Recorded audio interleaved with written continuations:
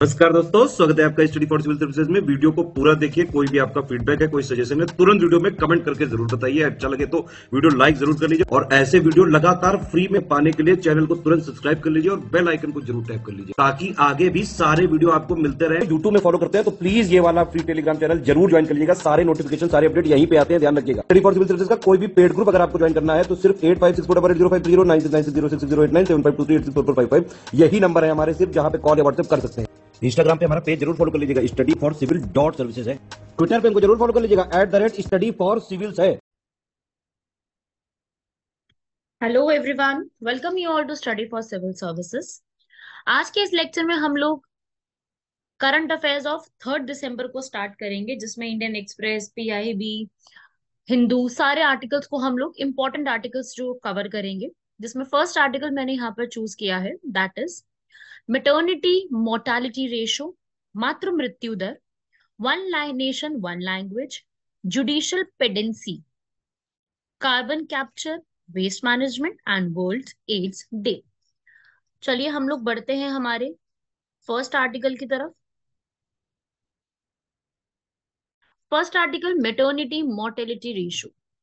जो अभी प्रेजेंटली जो हमारी मातृ मृत्यु दर है उसमें गिरावट जो आई है, उस पे हमारे जो प्रधानमंत्री हैं उन्हें यहाँ पर सराहना किया है। तो क्वेश्चन भी कुछ इसी तरीके का है कि हम ये पहले पढ़ लेते हैं कि ये जो मेटर्नल मोर्टेलिटी रेट, इसको हम हिंदी में कहते हैं मातृ मृत्यु दर, ये क्या चीज होती है। ठीक है, ये होता है, इसकी पहले तो डेफिनेशन देखेंगे कि प्रति 1 लाख जीवित जन्मों पर एक निश्चित समय के दौरान होने वाली मातृ मृत्यु की संख्या। ठीक है, ये जो है 1 लाख जो है एक महिला ने जन्म दिया है तो उस पर जो है एक वुमेन जो है उसकी क्या वहां पर जो है वैसे बेसिकली 42 डेज में देखा जाता है कि क्या 42 दिनों में किसी एक महिला की मृत्यु हुई है, उसे हम कहते हैं मेटर्निटी मोर्टेलिटी रेशो। जो कि अभी डिक्रीज हुआ है 2014 से 16 के बीच में 130 लाख पर लाइव बर्थ हुए थे। ठीक है, तो यहाँ पर जो है वुमेन एम्पावरमेंट हर तरीके से होनी चाहिए, हर एक प्रकार से। सिर्फ ऐसा नहीं है कि हम वुमेन एम्पावरमेंट में और एस्पेक्ट्स की बात करें, इसको हम यहाँ से इग्नोर कर दें। ठीक है ना, तो यहाँ पर महिलाओं के ऊपर ही ये चीज भी यहाँ पर दी गई है। ठीक है, तो यही यहाँ पर है, अभी रिलीज भी हुई है यहाँ पर, और ये जो डेटा रिलीज हुआ है उसके हिसाब से यहाँ पर जो है वो उसमें अब गिरावट आई है। पहले 130, फिर 122, फिर 103 और अब 97। ठीक है, तो यहाँ पर जो है हम लोगों ने 100 प्रति 1 लाख लाइव बर्थ के ऊपर की 100 से कम महिलाओं की मृत्यु हुई हो, तो अब यहाँ पर जो है वो हम इसके ऊपर जा रहे हैं। और अगर हम जब भी यहाँ पर 2030 तक आते आते हम 70 प्रति लाख लाइव बर्थ पे यहाँ पर इसको भी अचीव कर लेंगे। इंडिया में अभी एक्चुअली में जो प्रेजेंट सिचुएशन है वो कुछ ऐसी है। और टॉप इसके अंदर जो है, जो ये इसको बनाने में सक्षम कर पाई है स्टेट्स, वो कौन सी स्टेट्स है? केरल, महाराष्ट्र, तेलंगाना, आंध्र प्रदेश, तमिलनाडु, झारखंड, गुजरात, कर्नाटक। आपको टॉप की 2 या 3 जरूर पता होनी चाहिए। फिर इसके बाद यहाँ पर बहुत सारी कोशिश की गई है कि जब भी महिला जब जन्म देती है नवजात शिशु को, तो यहाँ पर उनको क्वालिटी मैटरनल, उनको जो है गुणवत्ता वाली मातृ यहाँ पर ये दी जाए, और जो है उनकी कम से कम ऐसे इस समय डेथ हो, इसके ऊपर भी यहाँ पर नए नए जो है वो कार्यक्रम स्टार्ट भी किए गए। एग्जाम्पल के लिए अगर मैं आपको बताऊं तो कुछ प्रोग्राम जैसे कि जननी शिशु सुरक्षा कार्यक्रम, जननी सुरक्षा योजना, ठीक है, ये और बहुत बेहतर तरीके से यहाँ पे लेके आए गए। एक सुमन यहाँ पे स्टार्ट किया गया, सुरक्षित मातृत्व आश्वासन, प्रधानमंत्री सुरक्षित मातृत्व अभियान। इस तरीके की जो चीजें हैं ना वो यहाँ पर लेके आई गई है। ये जो है हमारी एक मिशन है जो कि था इसका NRHM, national rural health mission, जिसमें जननी सुरक्षा योजना इन सबको यहाँ पर इम्प्रूव कराया गया है। ठीक है, एबॉर्शन के समय जो है सुविधाएं उपलब्ध कराना, डिलीवरी के समय उपलब्ध कराना। ठीक है, ये जननी सुरक्षा योजना ये क्या है? ये आपको जो है कैश ट्रांसफर प्रोग्राम देगी, कैश को आपको समय पे पहुंचाया जाएगा।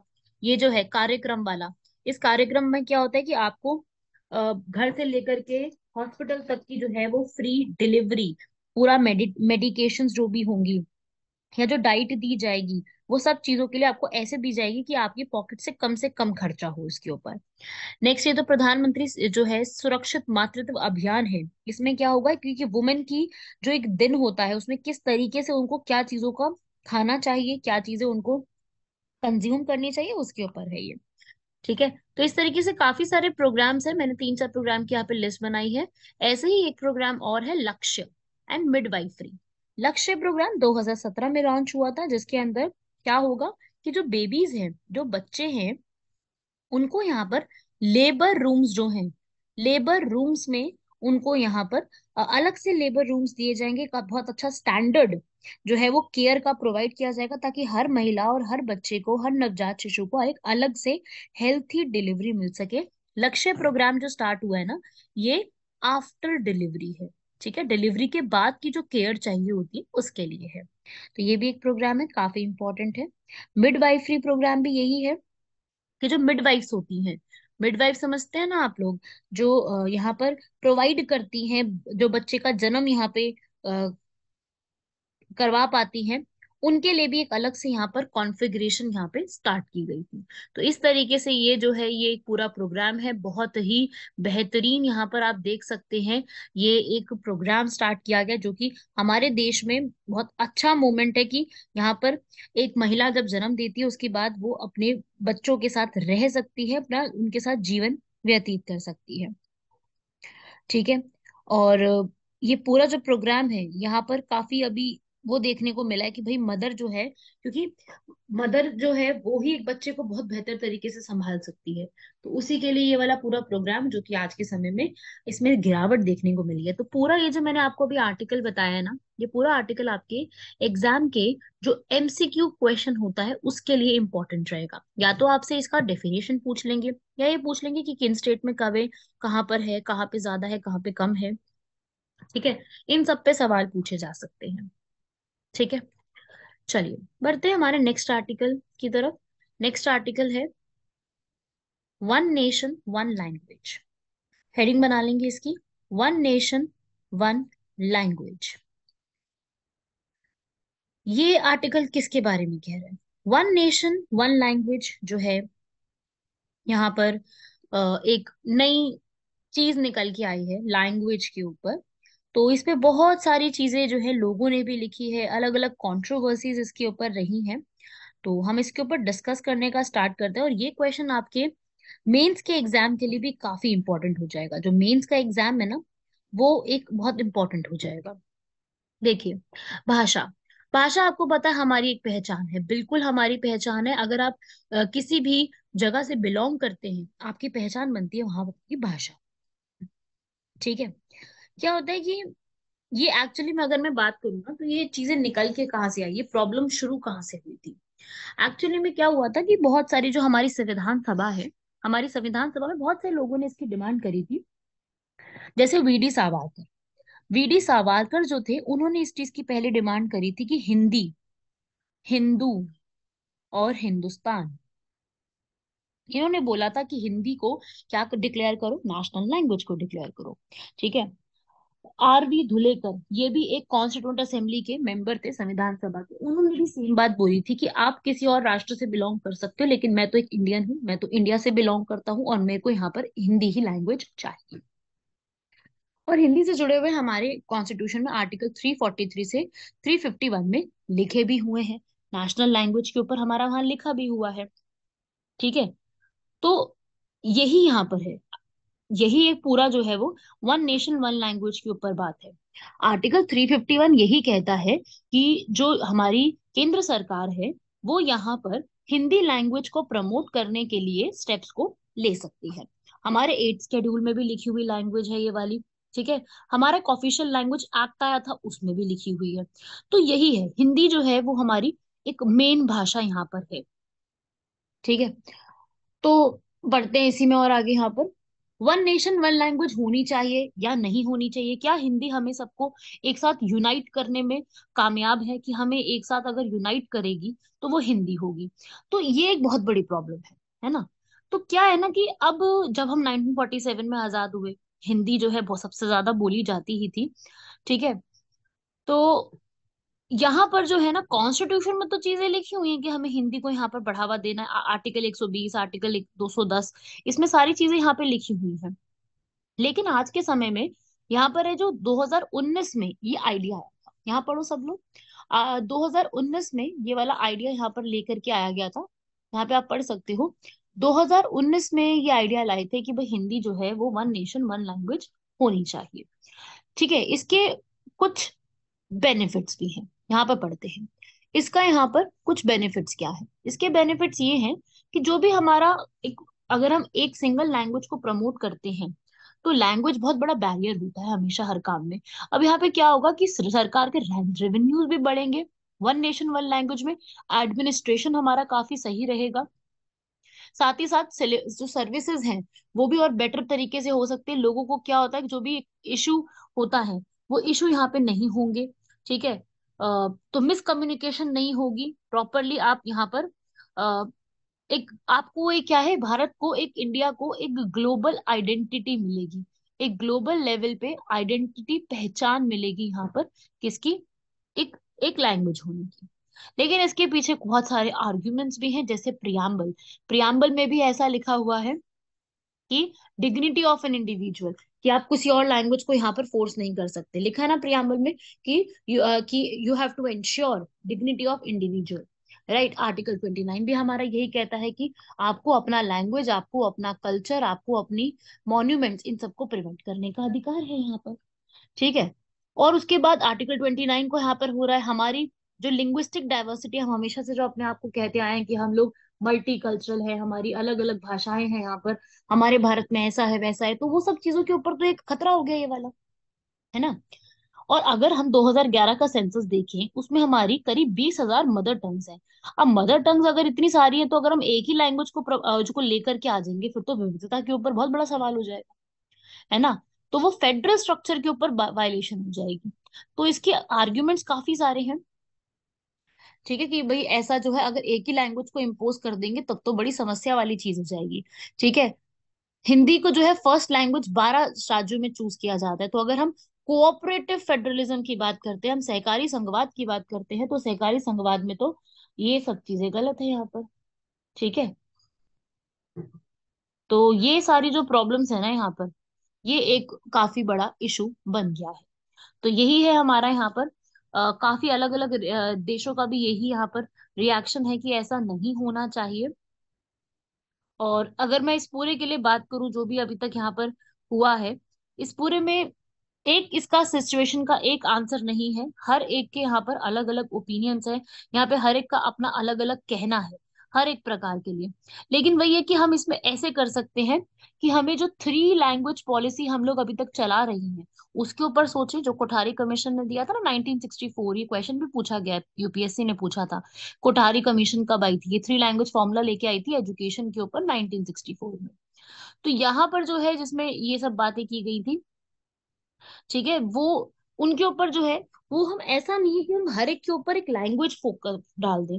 हाँ, हम एक सिंगल यहाँ पे बनानी जरूर चाहिए, पर हमें एक लैंग्वेज इम्पोज नहीं करना चाहिए, क्योंकि हमारा जो नेशन है, हम हमेशा यही कहते हैं कि विविधता में एकता है, India is a unity in diversity. हम डाइवर्सिटी में है, लेकिन फिर भी हमारे में क्या है, यूनिटी है। तो उस रिस्पेक्ट में हमें सबको एक साथ जोड़ना चाहिए, ना कि किसी एक रिलीजन के ऊपर कोई, या फिर किसी एक लोगों के ऊपर कोई बर्डन डालना चाहिए कल्चर का। राइट, तो आप इस तरीके से अपने इस आंसर को समझाएंगे। बढ़ते हैं हमारे नेक्स्ट आर्टिकल की तरफ। नेक्स्ट आर्टिकल है यहाँ पर जुडिशियल पेंडेंसी। यहाँ पर ये टर्म काफी इंपॉर्टेंट है, आजकल ये टर्म काफी ज्यादा यूज की जा रही है, जुडिशियल पेंडेंसी। अब पेंडेंसी का मतलब क्या होता है, कोर्ट्स में केसेस का पेंडिंग होना।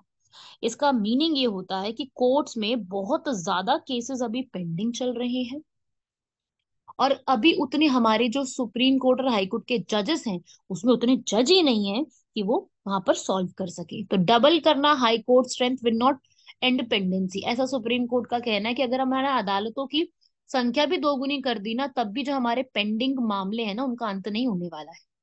अभी देखो सिचुएशन क्या है, सिचुएशन ऐसी है कि हाई कोर्ट जो है वो, उसमें करीब इतने जजेस हैं, ठीक है, वैकेंसीज पड़ी हुई है, जितनी स्ट्रेंथ होनी चाहिए उसमें इतनी वैकेंसीज पड़ी हुई है। ठीक है, 19 जज है पर 10 lakh people, which is like बहुत लो अमाउंट है। अगर हम एक केसेस की बात करें तो इतने केसेस एक टाइम पर आते हैं एक कोर्ट रूम में। ठीक है, तो यहाँ पर जो जितने भी पेंडिंग मैटर्स है वो कोर्ट तक पहुंच भी नहीं पाते। 91 मैटर्स जो है वो ऐसे ही अनहर्ड रह जाते हैं। उसके लिए कोई सेपरेट डे नहीं है, कोई स्पेसिफिक जजेस नहीं है। तो ये बहुत बड़ी प्रॉब्लम है यहाँ पर, कि जो नंबर ऑफ जजेस इतने सारे पेंडिंग चल रही हैं, तो कोई कभी जो है वो, कई बार ऐसा होता है कि वो आधे दिन के लिए सुलझ जाते हैं, आगे उनको सुना भी नहीं जाता है। एडवोकेट्स जो है वो भी उतना इंटरेस्ट नहीं लेते पुराने केसेस में, क्योंकि अब क्लाइंट ने भी पे करना बंद कर दिया है उसके ऊपर। तो यहाँ पर ये बड़ी प्रॉब्लम है। अभी जो हमारी 25 हाई कोर्ट है, आपको पता है ना सबको, 25 हाई कोर्ट है, उनकी टोटल स्ट्रेंथ है 1080। उन 1080 जजेस में पूरे भारत के आज के समय में बहुत सारी वैकेंसीज ऐसी पड़ी हुई है। सबसे बड़ा इशू यही है कि अभी वैकेंसीज बहुत सारी इसी तरीके से अभी यहीं पर ही खाली पड़ी हुई है। राइट।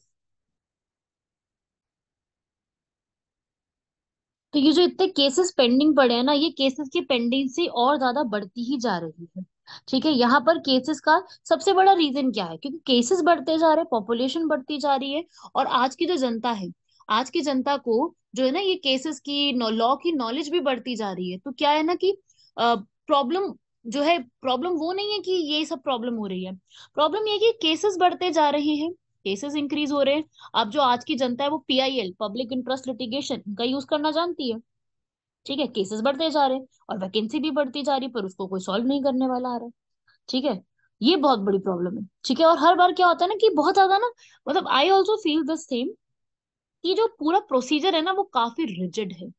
रिजिड प्रोसीजर है पूरा का पूरा, सॉल्व करने का, और पूरी जितनी भी प्रॉब्लम्स होती है ना उनको, बहुत बड़ा रिजिड प्रोसीजर है, बहुत फ्लेक्सिबल नहीं है कुछ भी चीजें, है ना? ऐसा आपको लगता है ना आपको यहाँ पर ये भी चीज? ठीक है, तो क्या हुआ, जैसे एक था ये वाला विष्णु तिवारी थे, ये इलाहाबाद हाई कोर्ट में इनके ऊपर एक फॉल्स रेप का चार्ज लगा हुआ था।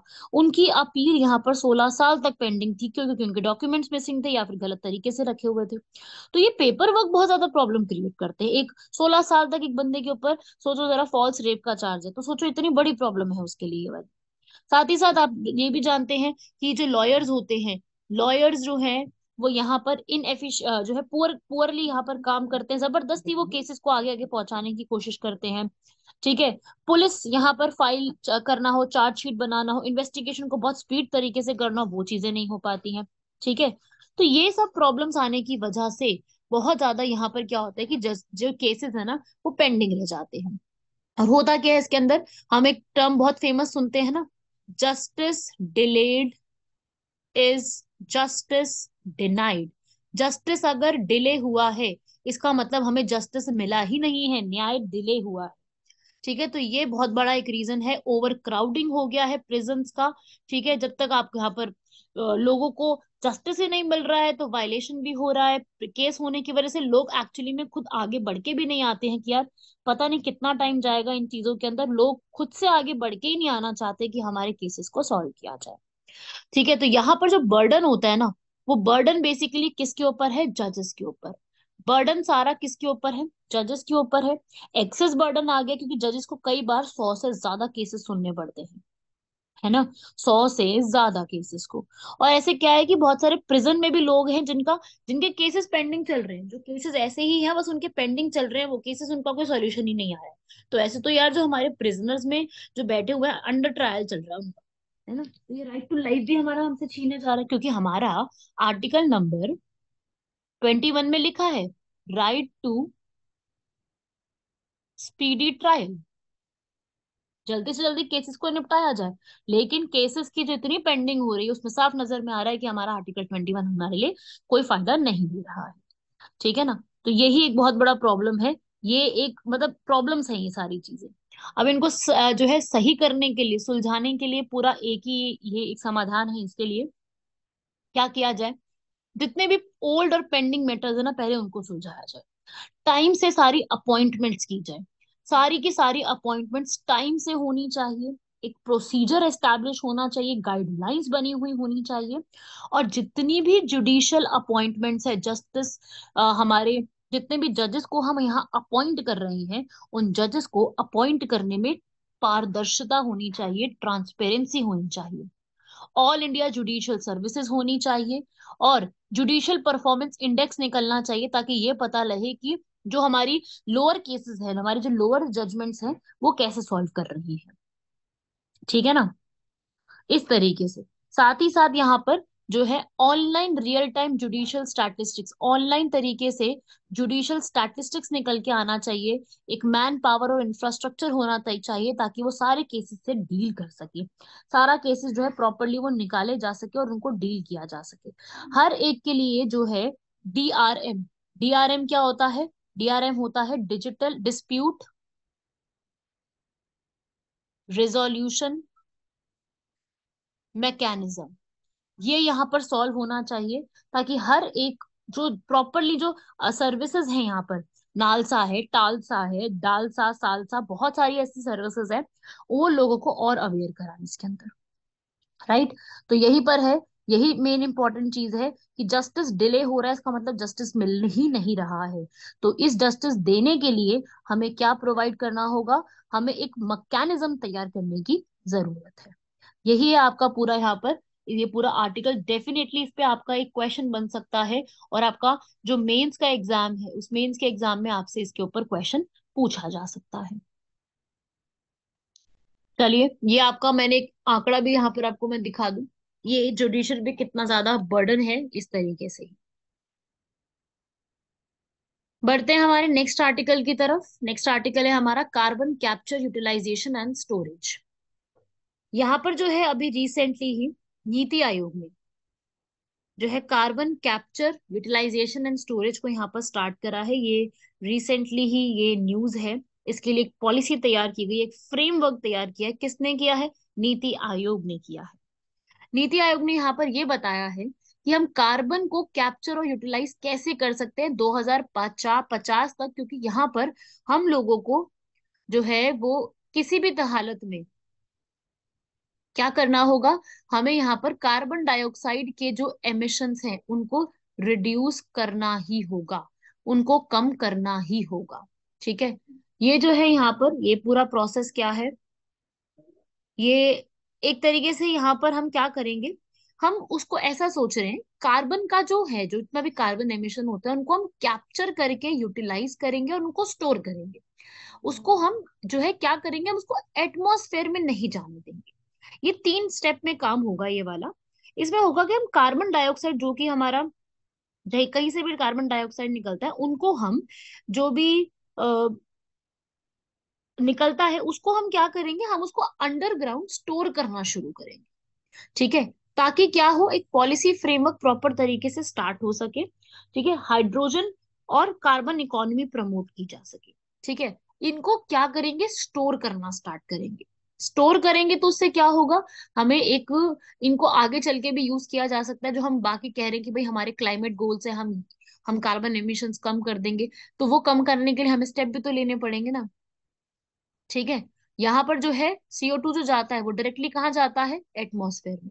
तो अगर हम उसको कंप्रेस करके ट्रांसपोर्ट कर रहे पाइपलाइन शेप और इन सब से, तो इनको और जगह पे इस्तेमाल किया जा सकता है ना। तो यही यही कोशिश की जा रही है। ठीक है। इसमें क्या है, इसमें चैलेंजेस भी बहुत सारे हैं, जैसे इसके अंदर बहुत ज्यादा पैसा भी लगेगा, इसके अंदर जो है टेक्नोलॉजी भी ज्यादा लगेगी, है ना, क्योंकि अब पता नहीं है, पहली बार इस टेक्नोलॉजी को यूज कर रहे हैं, तो कितना जाएगा इसके अंदर वो पता नहीं है अभी। और यहाँ पे ये कोशिश सरकार की है कि जो प्राइवेट सेक्टर है वो इसके अंदर इन्वेस्टमेंट बढ़ाए। अगर प्राइवेट सेक्टर इसमें इन्वेस्टमेंट बढ़ाएगा ना, तो पैसा प्राइवेट सेक्टर जो है वो अ, अगर बढ़ाता है तो सरकार के ऊपर बर्डन कम रहेगा इसके ऊपर। ठीक है। बाकी यही है कि एक बहुत बड़ी प्रॉब्लम ये भी है, मतलब मुझे ऐसा लगता है कि भाई इसमें जो है वो सिक्योरिटी का इशू बहुत ज्यादा है, क्योंकि कल को मान लो कोई लीकेज हो गई पाइप में, क्योंकि आपको पता है कार्बन डाइऑक्साइड बहुत टॉक्सिक गैस है।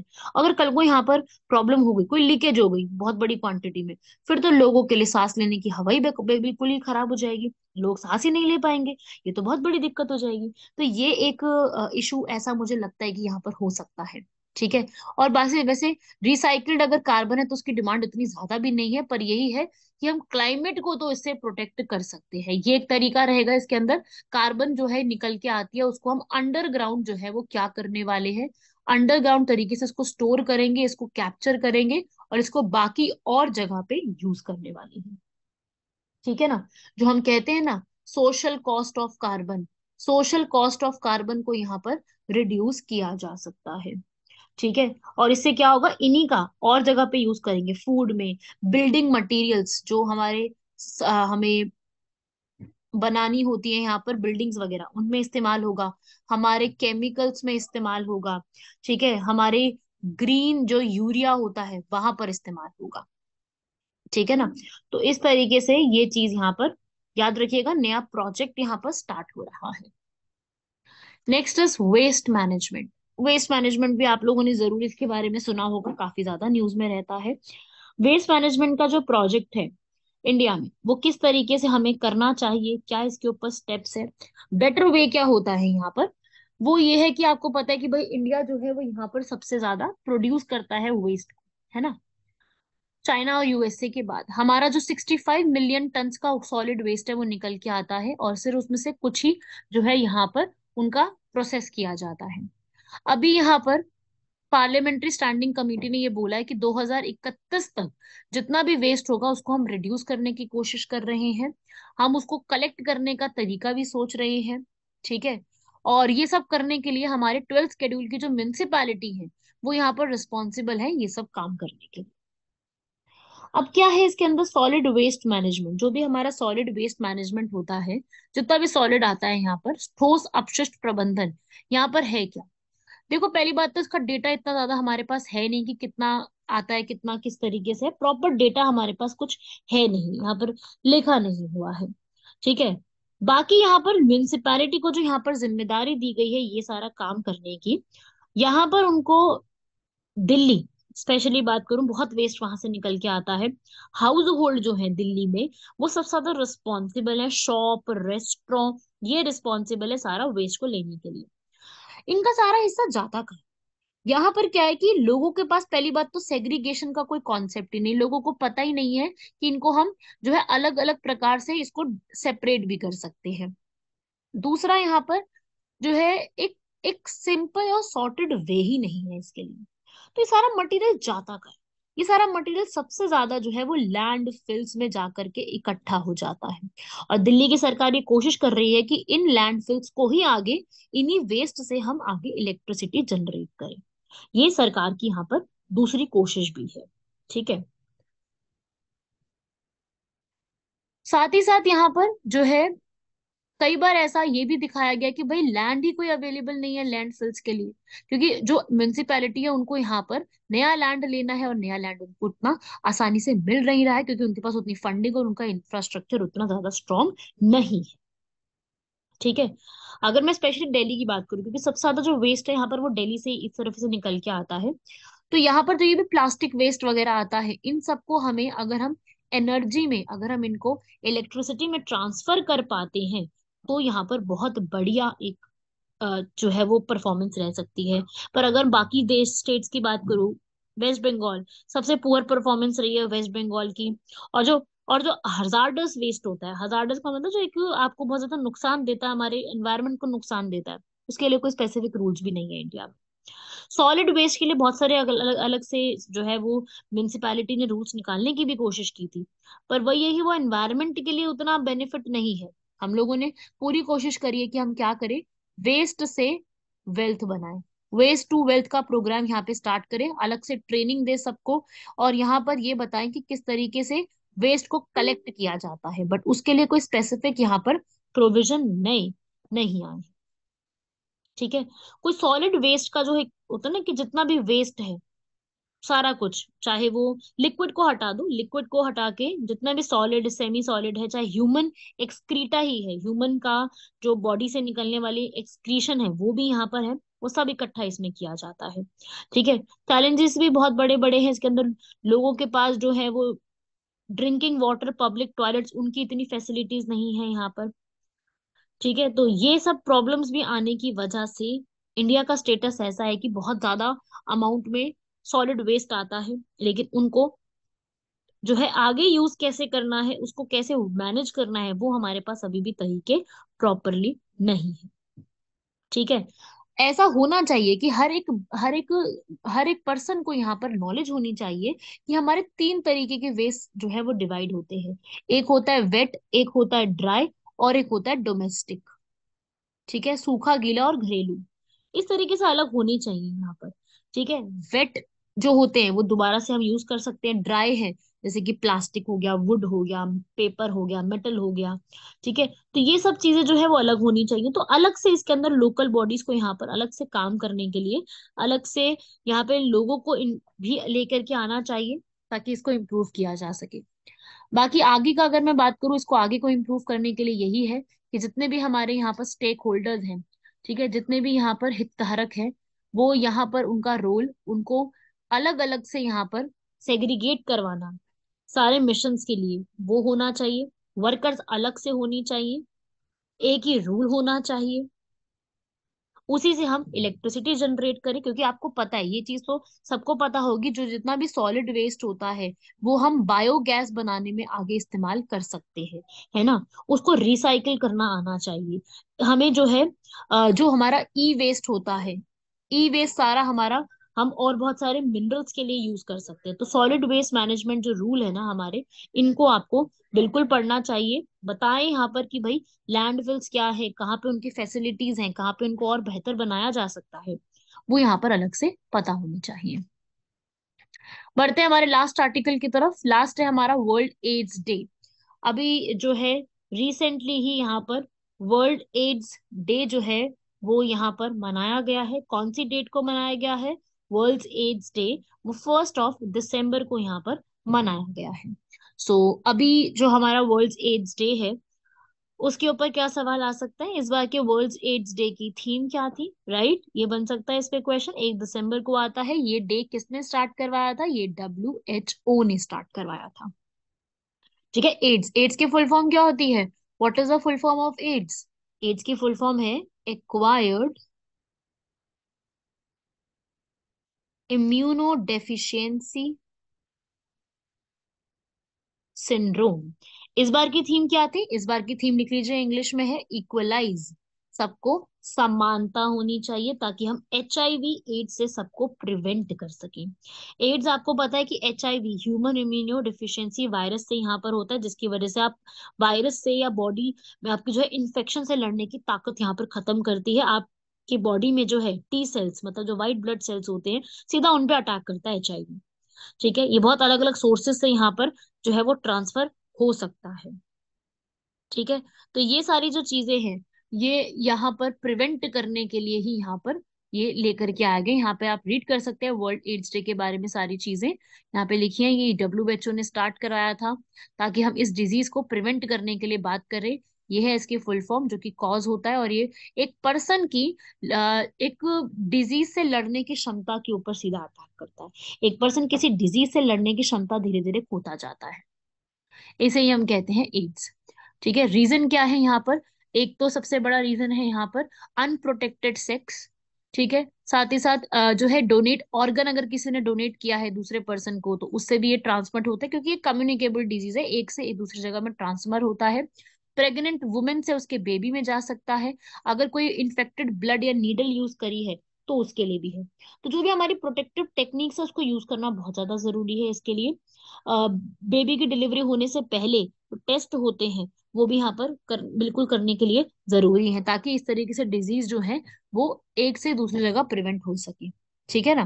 तो यहाँ पर जो है इसको अभी आज के टाइम पे HIV एड्स को कंट्रोल करने के लिए कोई बहुत बड़ा अभी हमारे पास कोई सटीक उपचार नहीं आया, लेकिन इसके लिए एक थेरेपी है, हाईली एक्टिव एंटी रेट्रोवियल थेरेपी, यहाँ पर जो है जिसके अंदर हम इस वायरस को कंट्रोल में रख सकते हैं। जिनसे क्या, तो यही था हमारा पूरा आर्टिकल जो कि एड्स से जुड़ा हुआ था। और ऐसा भी है कि भाई जितने भी, ये एक स्टडी भी आई है कि अगर काफी लोगों को जिनको एड्स है उनको डायबिटीज भी साथ में हो जाती है। ठीक है, ये था हमारा पूरा आर्टिकल रिलेटेड टू एड्स। पूरा टॉपिक कंप्लीट है यहाँ पर। बढ़ते हैं हमारे लास्ट इसके अंदर क्वेश्चंस की तरफ। ये है हमारे सामने कुछ क्वेश्चंस। सबसे पहला बहुत इजी क्वेश्चन मैं यहाँ पे लेके आई हूँ। अगर आपने टॉपिक पढ़ा है तो आप यहाँ पर उसको सॉल्व कर सकते हैं। गवर्नमेंट ई मार्केट प्लेस के ऊपर, जेम के नाम से इसको बहुत फेमसली जानते हैं। ये क्या चीज होती है? ये जो है एक पोर्टल है जो कि 2016 में सरकार लेके आई थी, 9 अगस्त को कॉमर्स मिनिस्ट्री लेके आई थी। जिसमें क्या होगा कि हम ना यहाँ पर जो भी गुड्स एंड सर्विसेज होंगी वो हमारे सामने खुली हुई होंगी। ठीक है, जितनी भी हमारी गुड्स एंड सर्विसेज हैं यहाँ पर, वो हमारी यहाँ पर पूरे एक ऑनलाइन तरीके से हमारे सामने रहेगी, पेपरलेस कैशलेस तरीके से आपको एक सॉल्यूशन दिया जाएगा, जिसमें आप जो है एक गवर्नमेंट से जुड़ा हुआ ही पर्पस पर्पस के थ्रू यहाँ पर सारी चीजें देख सकते हो। ठीक है, गवर्नमेंट ओन्ड ही रहेगा पूरी तरीके से, मिनिस्ट्री ही इसको संभालेगी, जहां पर जो है एक जो भी पब्लिकली जो भी काम होते हैं ना उसके ऊपर प्रॉपर तरीके से आपके सामने हर चीज निकल के आएगी कि पब्लिकली क्या चीज यहाँ पर है। ठीक है, तो इसका जो करेक्ट आंसर है वो डी रहेगा, सारी स्टेटमेंट करेक्ट है। लास्ट क्वेश्चन इसके अंदर बताएंगे जॉम्बी वायरस के ऊपर। ये भी रिसेंटली जॉम्बी वायरस जो है वो न्यूज में था। जॉम्बी वायरस क्या चीज है और ये क्या चीज है, ये क्यों न्यूज में है, ये आप बताएंगे क्योंकि अभी काफी ज्यादा न्यूज में आ रहा था। जॉम्बी वायरस जिसके अंदर जो है ऐसा कहा गया है कि भाई एक और पैंडेमिक आ सकता है रशिया से। ठीक है, रशिया की एक लेक है, वहां से इसके बारे में बहुत चीजें पता चली हैं, तो ये एक इन्फेक्शन फैल सकता है। ठीक है, तो ये रशिया से आया है और ये वायरस जो है वो 48,500 ईयर ओल्ड पुराना है। आर्कटिक परमाफ्रॉस्ट जो पूरी एक फ्रोजन पूरी जमी हुई एक धरती है, लेक है, वहां से निकल के आने के इसके चांसेस है। ये 13 में से पहला एक वायरस है जो कि नॉर्दर्न हेमिस्फेयर में निकल के आ सकता है। कौन सी लेक? युल्काची एलासिन यूकाटिया, रशिया।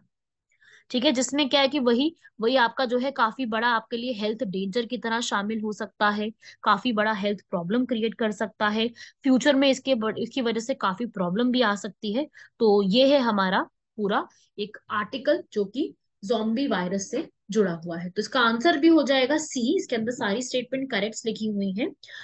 ठीक है, तो इस तरीके से हमने कुछ क्वेश्चन और आर्टिकल्स देखे। आई होप सब लोगों को यहाँ पर क्लियर हो गए होंगे। इसी तरीके से और आर्टिकल्स को और मैं लेके आऊंगी, इस तरीके से और भी चीजों को सॉल्व करेंगे और समझेंगे कि उसके अंदर क्या क्या और टॉपिक्स हो सकते हैं।